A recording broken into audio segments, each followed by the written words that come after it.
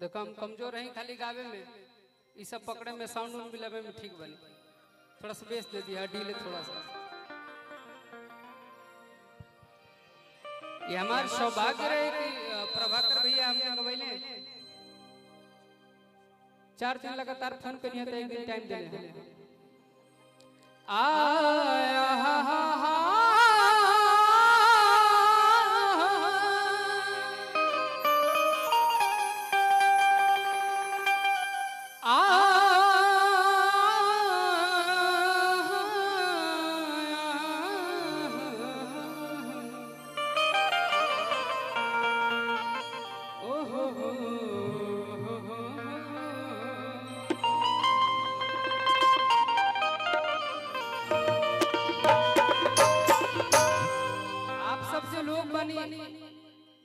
ना लगे कि चाहिए कि आज हम जाना तो नहीं आप सबके घर में चाहे एक दूगो गार्जियन इसरो है जो छठ पहले हुई है ना, तो सबके लोग के घर में छठ होत हुई।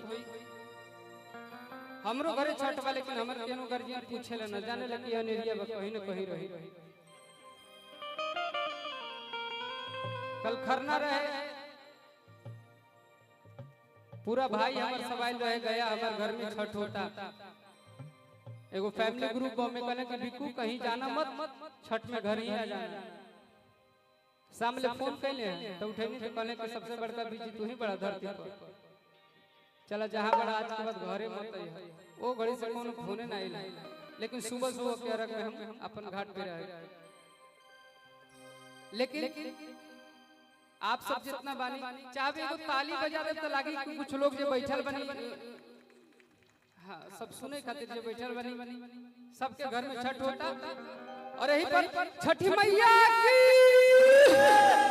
और कहे के बाद कि अम्बे जगदम्बे कि महारानी के कि गोड़ लागत बानी और किसी शीतला भवानी सातो जानी के गोड़ लागत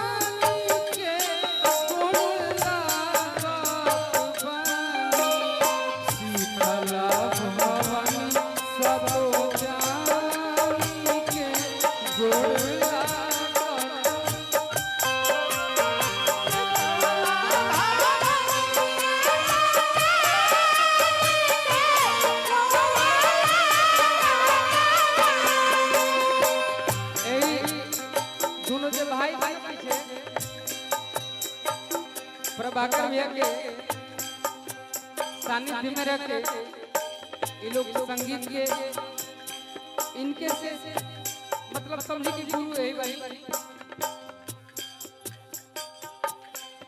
आ गुरु को हमरो बनी जो 2 लाइन सिखा दे जीवन के गुरु हो जाला। यही लोग आइले बनी हमारे साथ, मतलब हम इनके साथ गेले बनी। अम्बे जगदम्बे महारानी के गोड़ लागत